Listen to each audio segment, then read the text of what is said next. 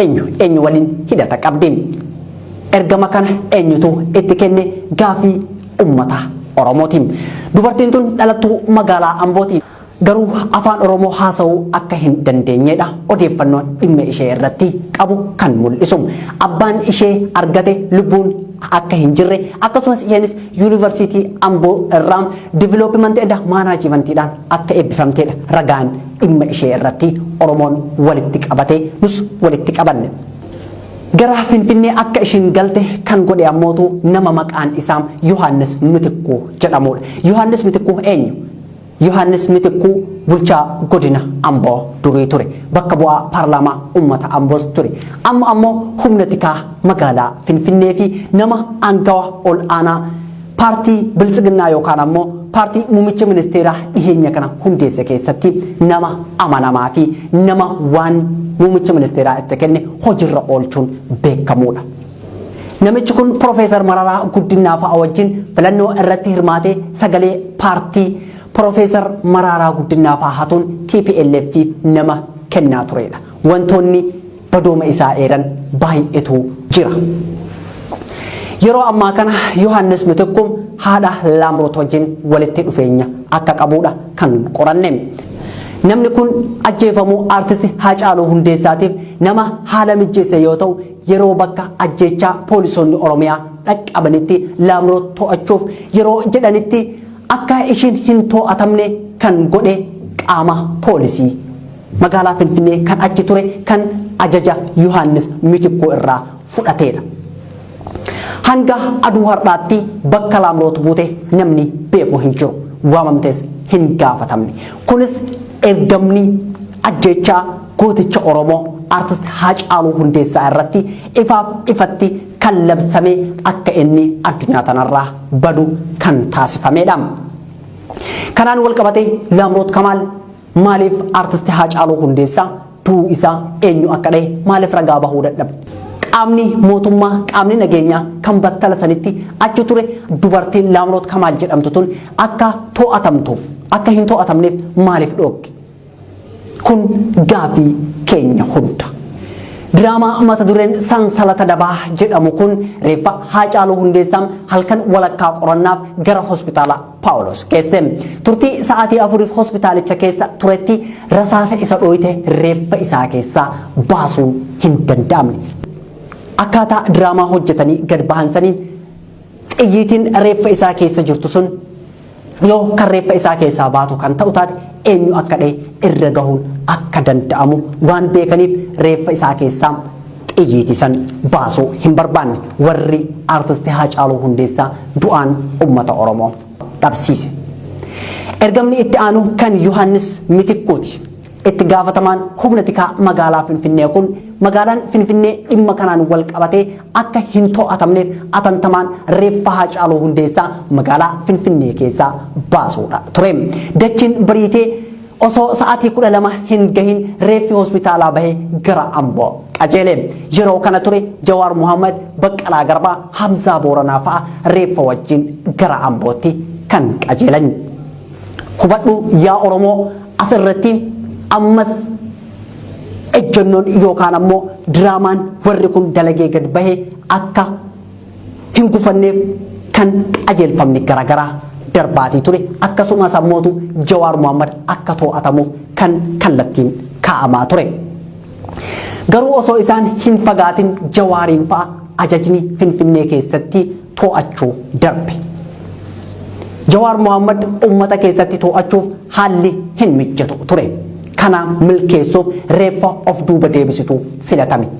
Iddoo kana akka taphataniif namoonni filataman ammoo Takkalaa Uumaatii fi pirezidaantii mootummaa naannoo Oromiyaa Shimallis Abdiisaattuu filatame. Itti gaafatamaa fi gahee qabaniin reeffa san gara duubaatti deebisanii akka Finfinnee keessatti haa awwaalamu jechuun tapha san akka taphatan qaamni isaanii ol jiru ajaje. Isaanis bilbiluun reeffi Finfinneetti akka awwaalamu deebisaa jedhanii gaafatan. Uummannis gammachuun fudhatee of duuba deebi'e. Karaa irratti reeffi mana Jawaar yookaan manuma Haacaaluu akka qubsiifamu walii galameeti ture. Jiddumaan haala hin beekamneen reeffi Haacaaluu Hundeessaa waajjira PP kan galma giddugala aadaa Oromoo cinaa jiru seene. Akkamitti akka seene, maaliif akka seene, akkamitti akka butame uummannis hin beekne. Garuu ammoo wantichi diraamaa ta'uu isaati yookaan ammoo karaa Jawaar Mohaammed fa'aa ittiin to'atanii uummata Oromoo irraa ittiin gaadi'an ta'uu isaati. Jawaariin fa'aas akka galma giddu galam aadaa Oromootti dhufan godhame. Kunis haala geggeessaa Haacaaluu Hundeessaa irratti mari'annaa koottaa jedhanii yaamanii. Kan mariif osoo hin taane to'annaa jala oolchanii diraamaa isaanii injifannoodhaan goolabuufi.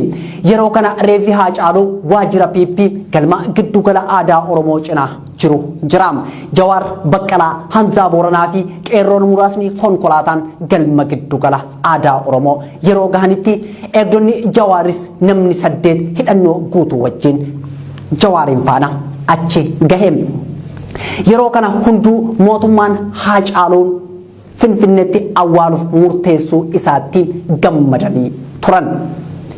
Yeroo kanaan Jawaariin fa'a gara iddoo giddu gala aadaa Oromoo karaa VIPtiin akka seenan itti himame.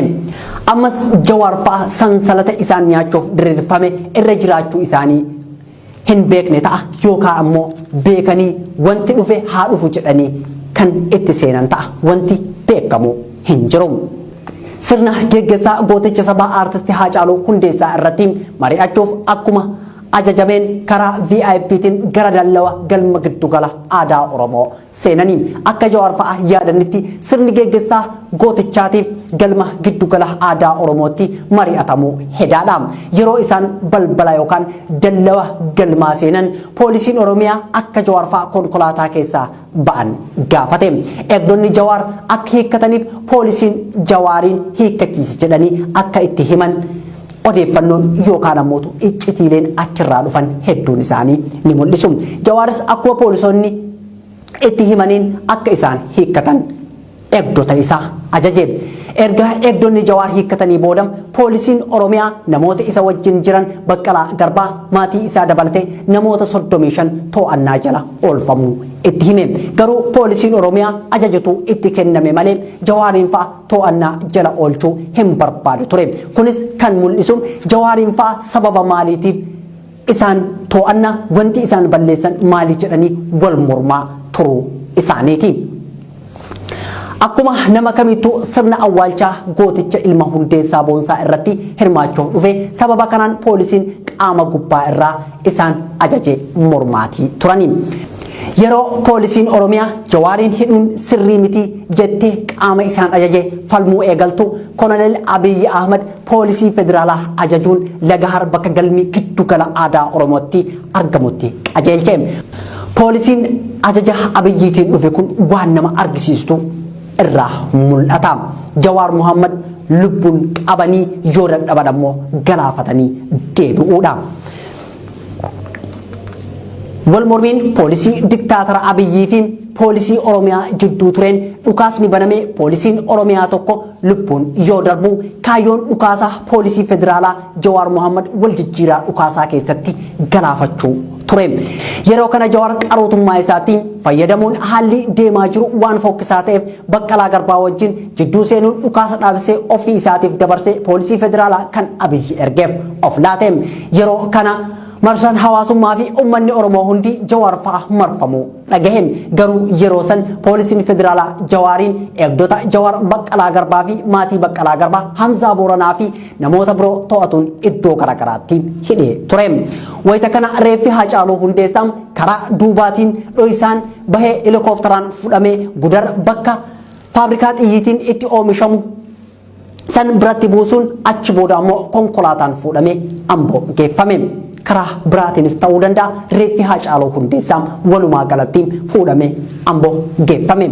Ergamni biraa kan itti aanu akka uummanni guutummaa biyya sanii keessatti odeeffannoo hin arganneef intarneeta ugguruu OMN cufuu ture.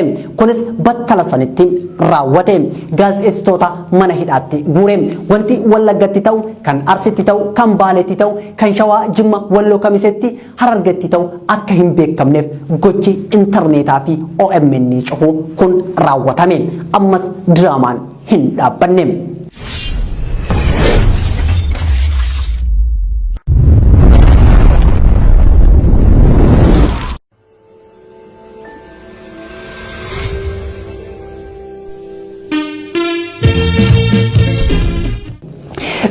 Haacaaluu Hundeessaa osoo uummanni Oromoo uu jedhu afaan qawweetiin maatii doorsanii Ambootti awwaalaa jedhanii akka Ambootti awwaalamu taasisanii kunis nafxanyoota magaalaa Finfinnee keessa qubatan mufachiisuu dhabuuf waan hojjetamedha.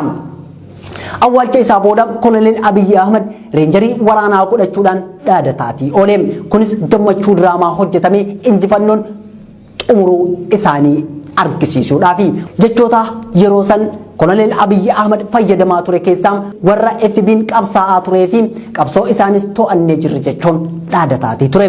Shimallis Abdiisaa TV Oromiyaa irratti shanetu ajjeesee jedhee lallabaati ture. Kaansarii shanee yeroon itti balleessinu amma jedhe. Kunis abbaa irrummaa isaanii daran cimsatanii Itoophiyaa Minilik ijaaruuf waan itti deemaa jiran argisiisuudhaafi. Diraamaa kana keessatti gahee guddaa namni taphataa ture akka uummanni Oromoo shakkutti Koloneel Abiyyi Ahmad, Takkalaa Uumaa, Shimallis Abdiisaa, Yohaannis Bitikkuu fi nafxanyoota masaraa kiiloo 4 guutteedha. Iskiriptii diraamaa kanaa kan barreesse Daani'eel Kibrat yookaan ammootu nama biraa ta'uu danda'a. Sababbiin isaa yeroo baay'ee irra deddeebiin kan Oromoo arrabsiisaa ture nama Daani'eel Kibrat jedhamu kana akka ta'e wal nama hin gaafachiisu.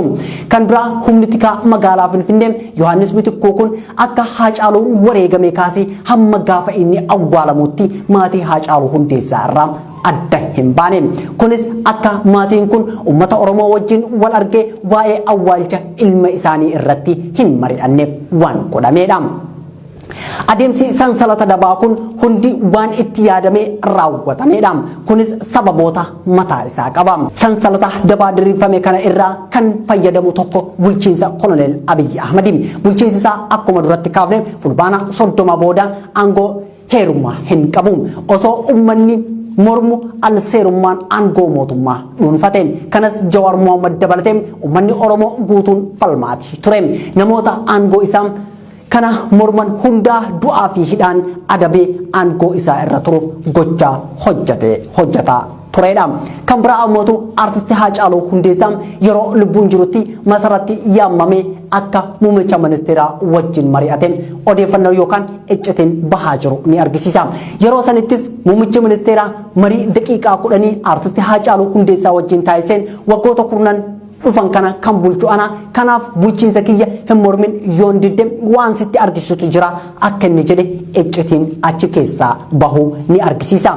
Kunis kan raawwatameef waan artisti Haacaaluu Hundeessaa sirna isaa mormaa tureef diraamaa kana keessatti isa galaafachuu filatanii. Warra Itoophiyaa ijaaruu barbaadu, warra biyya san balleessuu barbaaduu fi warra siidaa Minilik akka hin buqqaane barbaadu ajjechaan artisti Haacaaluu Hundeessaa irratti raawwatame kun isaaniif bu'aa olaanaa argamsiisa. Kan biraa ammootu warra sabboonummaa Oromoo arguu fi dhaga'uu hin feene kanneen akka Abiyyi Ahmad fa'a ajjeefamuun artisti Haacaaluu Hundeessaa bu'aa guddaa qabaafi. Warri kun ajjeefamuun Haacaaluu isaaniif hara galfiidha, boqonnaadha. Haacaaluun ajjeefamuun kaayyoo isaanii tan Minilik ijaaruu keessatti shora qabam. Haacaaluun uummata Oromootiif mallattoo biyyaalessaa akka ta'ee fi wallee isaatiin uummanni akka dammaqu waan beekaniif bakka san jaamsanii kaayyoo isaanii tarkaanfachiisuuf waan hojjetanidha. Kanas ta'e sana artisti Haacaaluu Hundeessaa lubbuun isaa dabarte har'aam Jawaar Mohaammed, Baqqalaa Garbaa, Hamzaa Booranaa akkasumas hooggantoota adda bilisummaa Oromoo fi qeerroon hedduun mana hidhaa bulchiinsa Abiyyi Ahmad jalatti hidhamanii dararamaati jiru. Uummanni Oromoo kutaalee Oromiyaa hunda keessatti guyyaa gara guyyaatti raayyaa ittisa biyyaa humna addaa poolisii Oromiyaa dhiheenya eebbifanii bahan kan afaan halagaa qofa dubbatan isaan uummata Oromootti bobbaafamanii halkanii guyyaan uummanni Oromoo wareegamaati jira, hidhamaa jira, akkasumas reebamaa jira, qaamni isaas hir'ataatii jira. Kunis ta'ee jedhamee waan mootummaa biyya bulchaa jiru kanaan raawwatamedha. Yeroo ammaa kana bulchiinsi Dr. Abiyyi Ahmad Itoophiyaa keessatti olaantummaa abbaa irrummaa isaa mul'isuudhaan hanga maal fiddan maal taatan jechuutti nama gaheedha. Artisti Haacaaluu Hundeessaa Finfinnee keessatti akka hin awwaalamneef nama ifaan ifatti baaseedha. Kunis akkuma duratti jenne magaalaa Finfinnee akka uummanni Oromoo hin to'anneef akka ummanni Oromoo eenyummaa isaa magaalaa Finfinnee keessatti hin argisiifnee fi nama jaalatuu fi mallattoo qabsoo isaa kan ta'e artist Haacaaluu Hundeessaa Finfinnee keessatti akka hin awwaalleef gochaa raawwatameedha. Kanas ta'ee sana mootummaan Itoophiyaa artist Haacaaluu Hundeessaa ajjeesee har'a hooggantoota siyaasaa Oromoo mana hidhaa keessatti adabee jira. Ummanni Oromoo yeroo amma kutaalee addunyaa hunda keessatti mormii Abiyyi Mastigoo yookaan ammoo Abiyyi aangorra haa bu'u haqni Haacaaluu Hundeessaa haa argamu jedhu geggeessaati jira. Garuu diraamaa ajjeefamuu artist Haacaaluu Hundeessaa irratti raawwatame kana mootummaanis ta'e qaamni biraa bal'inaan irraa dubbataa hin jiru. Keessaayyuu dubartiin Laamroot Kamaal jedhamtu tuni akkaataa itti artist Haacaaluu Hundeessaa ajjeefame nama itti dhiheenyaan beekamudha. Mootummaan Itoophiyaa yoo isin kan bilisa taatu taate yookaan diraamaa kana keessatti kan hin hirmaanne kan ta'u taate maaliif qorachuu dhabe? Maaliif dhiyeessuu dhabe? Maaliif ragaa baasisuu dhabe? Kun gaafii uummata Oromoo hundaati. Kanas ta'e sana artist Haacaaluu Hundeessaa wareegamee jira. Maatii fi uummata Oromoo hundaa jajjabinna hawwa. Artist Haacaaluu Hundeessaatiif ammoo boqonnaa bara baraa hawwa. Artist Haacaaluu Hundeessaa seenaan isaa bara baraan nu wajjin jiraata. Dhugaan isaa haa ba'u. Qophiin sansalata dabaa Dr. Abiyyi Ahmed yookaan ammoo Koloneel Abiyyi Ahmed bulchaan Itoophiyaa diriirsee artist Haacaaluu Hundeessaa ittiin galaafate kan hanga ammaatti daawwattan ture. An kan qopheesse Siraay Sabaaf ogeessi kaameraa fi editarri Abdii Jamaal Lafaana ture. Waan nu daawwattaniif galatoomaa ulfaadhaa horaa bulaa deebana.